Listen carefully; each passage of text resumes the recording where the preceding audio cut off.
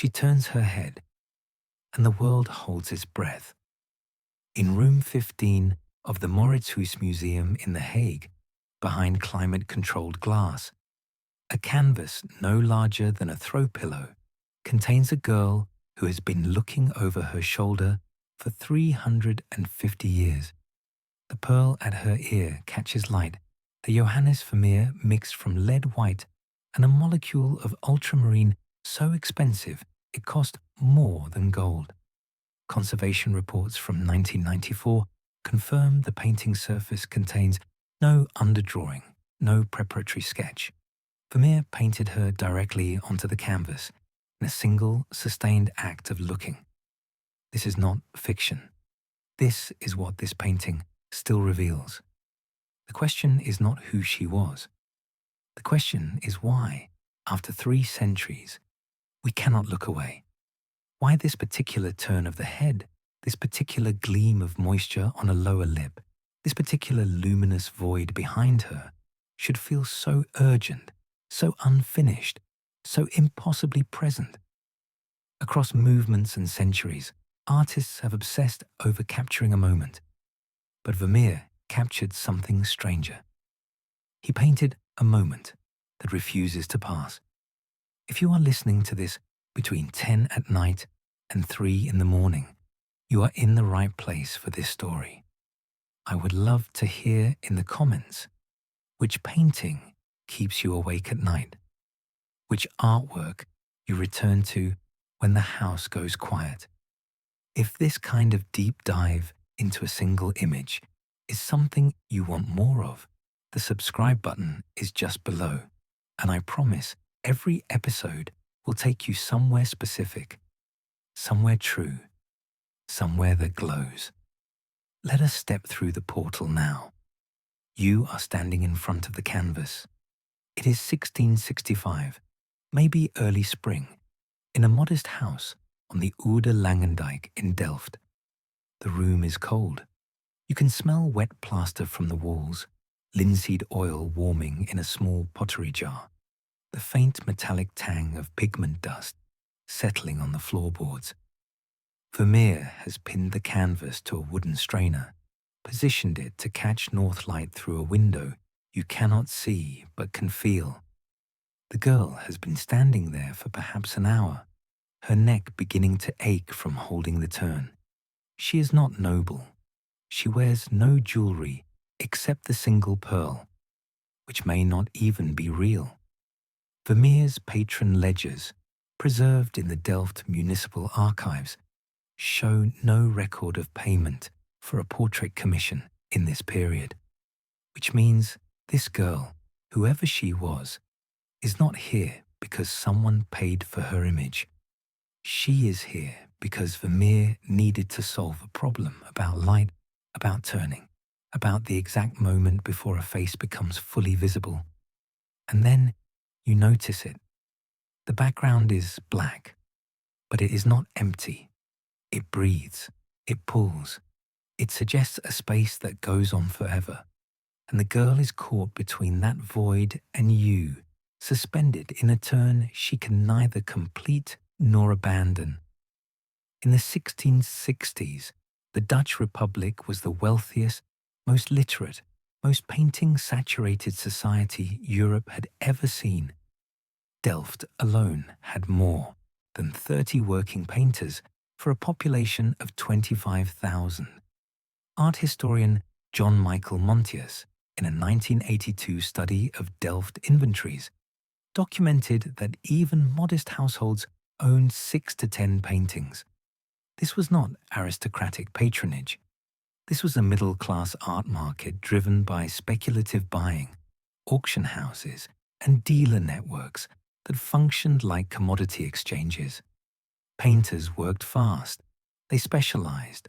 Italian at landscapes, kitchen scenes, flower still lifes, seascapes, history paintings for the educated, tavern scenes for everyone else. Vermeer did none of this efficiently. Between 1653 and his death in 1675, he completed fewer than 50 paintings. His colleagues finished that many in 2 years. He worked alone in a small studio on the second floor of his mother-in-law's house, with no documented apprentices, no assistants grinding pigments, no workshop system to scale production. His paintings rarely appeared in public sales. According to Mauritshuis, most were sold privately or retained by a single patron, a wealthy baker named Peter van Ruyven, whose family collected at least 20 Vermeers. The commercial logic made no sense. Vermeer painted so slowly, so privately, that he lived in perpetual debt. Municipal records from 1675 show he owed local shopkeepers for bread and candles. He died at 43, leaving his widow, Katharina Bolnes, with 11 children and an estate valued at less than the cost of the ultramarine blue he had used in a single painting. But in 1665, none of that collapse had arrived yet. Vermeer was halfway through his career, deep inside the problem that obsessed him. How do you paint a moment?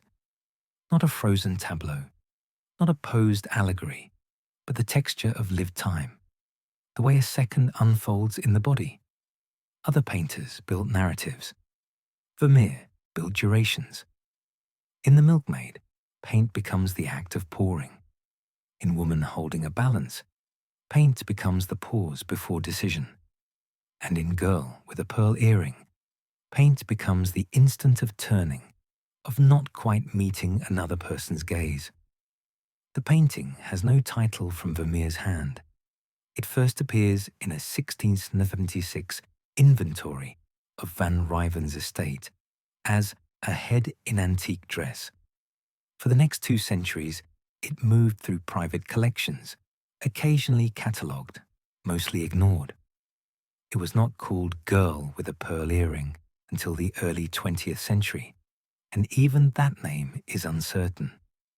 Some scholars believe the earring is polished tin, a studio prop.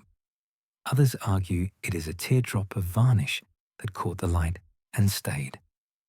Conservation scientist Jürgen Wadum, in his technical examination published by the Mauritshuis in 1994, confirmed the pearl is rendered in 2 strokes of lead white, applied wet in wet, with a final dot of glaze. No underdrawing, no hesitation. Vermeer knew exactly where that gleam belonged. The painting measures 44 by 39 centimeters. It is not large. The canvas is a simple linen weave, commercially prepared with a warm ochre ground. Vermeer built the face in thin, transparent layers, mostly earth pigments, bone black and lead white, with small amounts of vermilion for the lips and the translucent glow of the cheek. The yellow and blue fabric of the turban contains some of the most expensive materials on the painting. The blue is natural ultramarine, ground from lapis lazuli, imported from Afghanistan, worth more by weight than gold in 17th century Europe. The yellow is lead tin yellow, a synthetic pigment requiring precise control of furnace temperature. Vermeer used these costly materials not for a commissioned portrait, not for public display, but for a study of a girl whose name we do not know. Infrared reflectography performed in the 1990s revealed something startling. Beneath the surface, there are no corrections, no changes of mind, no reworked contours. Vermeer painted her as if he were remembering her, not looking at her. The strokes that form the highlight on her eye, the shadow beneath her jawline, the edge where turban fabric meets the black void, are all first attempt marks. Either Vermeer had a level of technical control that borders on the supernatural, or he painted this image so many times in his mind that by the time his brush touched canvas, the act was just transcription. Art historians have tried for a century to identify her. Some believe she was Vermeer's eldest daughter, Maria, who would have been about 12 in 1665. Others suggest a household servant, someone who moved through the studio often enough to be familiar, but not important enough to warrant a formal commission. Archival research by Montias and others found no records of studio payments for models in Vermeer's accounts. The most likely scenario is that the girl was someone already present in the house, someone Vermeer could ask to turn her head, hold still, turn again, hold longer, until he understood the geometry of what he was seeing. What he was seeing was this: the mechanics of human attention live in the turn. A face looking straight at you is static, knowable, complete. A face turned away is absent, withheld. But a face caught mid-turn, just beginning to meet your gaze, or just about to leave it, exists in the most unstable, most charged relational space possible. You are being seen in the act of seeing. The power is shared. Neither of you controls the moment. Vermeer painted that instability so precisely that the painting vibrates with it. Her eyes are not quite focused on you. Her lips are parted as if she is about to speak, or has just stopped speaking, or is holding her breath. The black background gives you nothing to anchor to except her. She is not in a room. She is not in a story. She is in the act of turning toward you, and that act will never complete. Fast forward 30 years. Vermeer has been dead for 2 decades. His widow sold most of his paintings to settle debts. The Baker's family, the Van Ruyvens, held onto their collection but did not publicize it. In Delft, his name appears in records as the late painter, mentioned in passing in disputes over unpaid bills. No major retrospective, no critical reassessment. His style, slow and jewel-like and obsessive, did not fit the taste of the late 17th century, which favored grand historical allegories and theatrical lighting. By 1696, when the Van Ruyven collection was auctioned in Amsterdam, 21 Vermeers sold for modest sums. Girl with a pearl earring went for an amount roughly equal to the cost of a bolt of wool cloth. The buyer's name was not recorded. For the next 150 years, the painting disappeared. It passed through private hands, unattributed, sometimes listed as a work by Vermeer's contemporary, Peter de Hooch, sometimes as Dutch school, 17th century. It hung in dim drawing rooms, accumulated layers of yellowed varnish, attracted little attention. In 1881, a collector named Arnoldus Andries de Tombe purchased it at an auction in The Hague for 2 guilders and 30 cents, the price of a loaf of bread and a cup of coffee. De Tombe had no idea it was a Vermeer. He bought it because he liked the girl's face. It was not until 1882, when the French art critic Théophile Torre-Berger published his groundbreaking catalogue of Vermeer's works, that the painting began to be recognized. Torre-Berger had spent decades tracking down lost Vermeers, visiting private collections, studying inventories, arguing for attribution. He called Vermeer the Sphinx of Delft, an artist of near mythical skill whose works had been scattered and forgotten. When Destombe's painting was examined by scholars, the technical evidence was overwhelming. The ultramarine blue, the wet-in-wet brushwork, the ochre ground, the restrained palette and jewel-like finish. This was Vermeer, and this was one of his strangest, most direct, most emotionally open works. Destombe bequeathed the painting to the Mauritshuis in 1902. By then, Vermeer's reputation had been rebuilt. The Sphinx of Delft was now considered one of the greatest painters who ever lived, a master of light and silence and the physics of seeing. But Girl with a Pearl Earring remained an outlier in his body of work. Most of his paintings are domestic interiors, rooms with windows, women reading letters, pouring milk, playing instruments. This painting has no room, no windows, no context, just a girl and a void and the machinery of a turn. In 1994, the Mauritshuis undertook a major conservation campaign. The painting was removed from its frame, placed under infrared and X-ray imaging, examined at microscopic scale. What they found clarified some things and deepened others. The canvas had been relined in the 18th century, a common practice to stabilize aging fabric, but the relining process had introduced subtle distortions.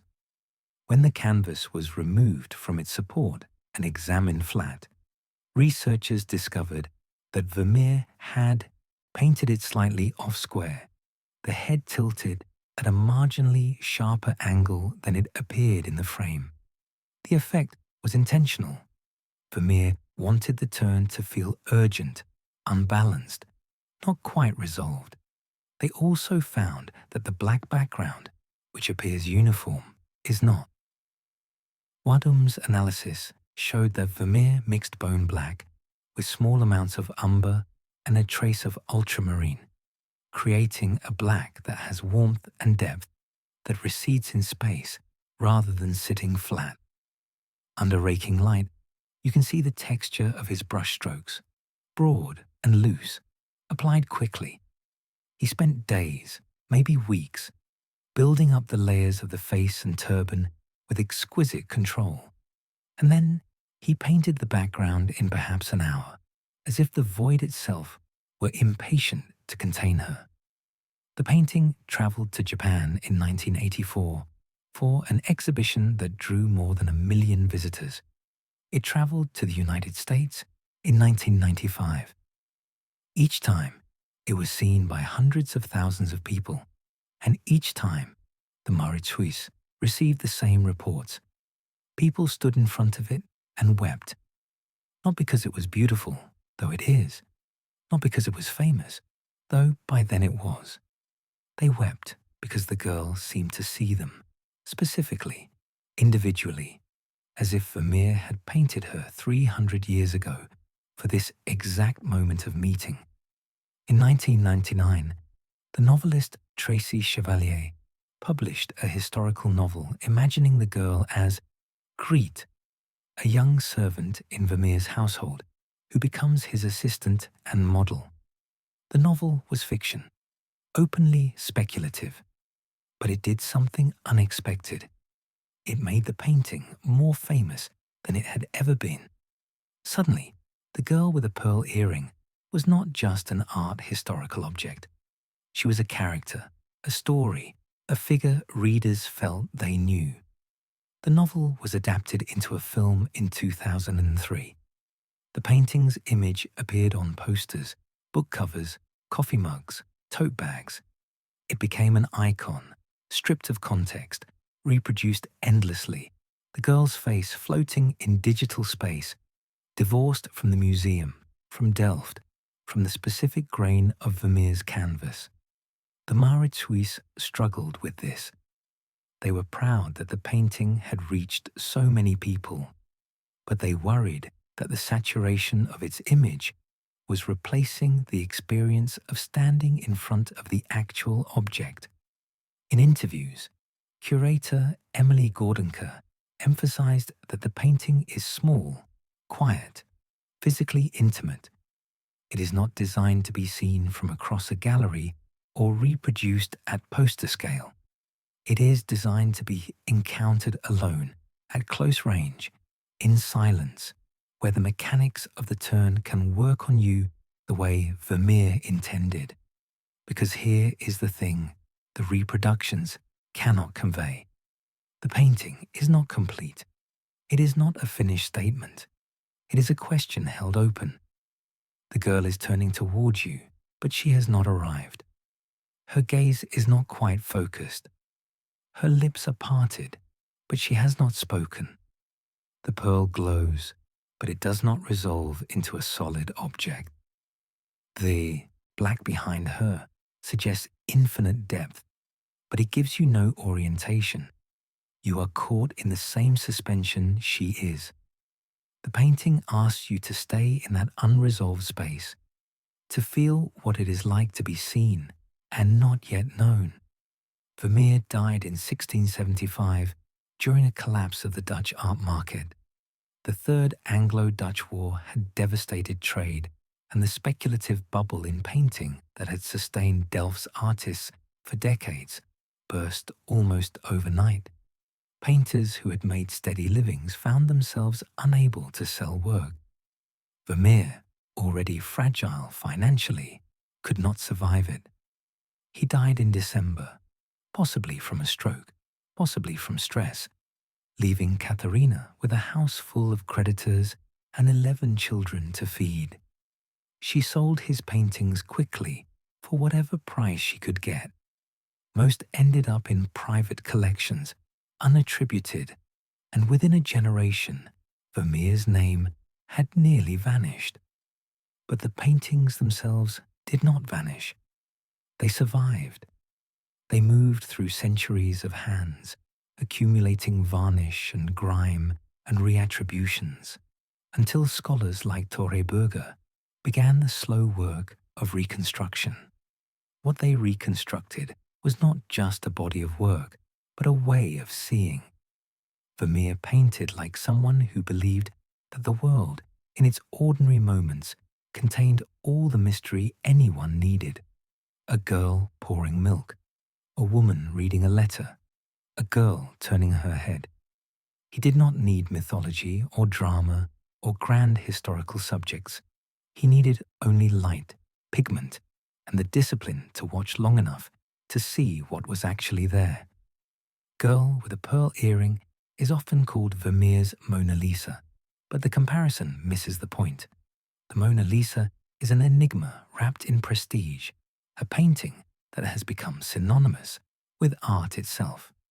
Girl with a pearl earring is something smaller and stranger. It is a painting that refuses to resolve, that stays in motion, that invites you into a relationship it will not complete. The girl is not smiling. She is not mysterious. She is simply turning, and the turn is everything. In 2012, the Mauritshuis closed for renovation, and Girl with a Pearl Earring went on a farewell tour.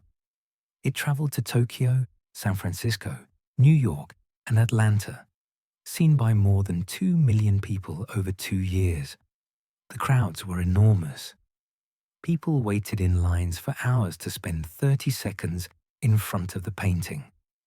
The Mauritshuis installed timers and crowd control barriers. But even in those compressed encounters, even with guards ushering people along and the noise of a packed gallery pressing in, people stopped. They looked. They felt something shift. When the painting returned to The Hague in 2014, the museum redesigned Room 15 around it. They darkened the walls. They removed competing works. They installed low, indirect lighting that mimics North daylight. They placed a single bench 15 feet from the painting. The idea was to create a space where the encounter could happen the way Vermeer might have wanted it, quietly, without distraction, with time. Art historian Arthur Wheelock, in his 2014 monograph on Vermeer, described the painting as a meditation on presence. He meant that Vermeer was not painting a person, but the experience of being near a person, the way attention sharpens and softens, the way a moment can feel both fleeting and infinite, when you are close enough to see the light move across someone's skin. Vermeer was painting what it feels like to witness someone in the act of witnessing you. The girl is not a character. She is not a symbol. She is a demonstration of how much can live inside a turn of the head, a parting of lips, a glint of moisture in an eye. She is proof that an ordinary person, painted with enough precision and care, can carry the weight of centuries. Today, Girl with a Pearl Earring is one of the most visited paintings in Europe. More than 1 million people see it every year. Most of them arrive knowing her face from books, from films, from the endless reproductions that have made her as familiar as any icon. But the painting itself, the physical object, remains irreducible. You cannot prepare for it. You cannot exhaust it. Every time you stand in front of it, the girl is still turning, still suspended between the void and your gaze, still holding the question Vermeer painted into her 3.5 centuries ago. What did he see in her?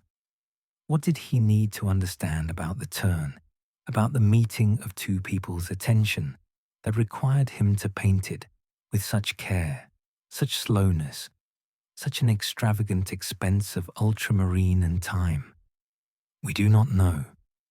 We have no letters from Vermeer explaining his intentions, no diary entries, no sketches, no record of who the girl was or why she mattered to him. What we have is the painting, and the painting insists on one thing, that the space between people, the moment when one person turns toward another and is seen, is not a transition to be hurried through. It is the center of what it means to be human. It is where presence happens. It is where time stops being a line and becomes a thickness, a texture, a duration you can inhabit. Vermeer spent his life painting that duration. He painted it in the fall of light through a window, in the pause of a hand on a letter, in the stillness of a woman weighing gold. And in Girl with a Pearl Earring, he painted it in the most elemental form possible, a person turning, a void behind her, nothing else. The painting hangs in room 15, behind climate-controlled glass. The light is dim, the air is still. If you stand in front of it long enough, the noise of the museum fades, and you can feel what Vermeer felt, the pull of attention, the ache of a moment that will not finish, the strange intimacy of looking at someone who is looking back. She has been turning toward you for 350 years. She is still turning, and the pearl at her ear, that single drop of light, is still glowing, as if the paint itself remembers the day Vermeer mixed it, the hour he placed it, the moment he understood that this turn, this one, was the one that would last.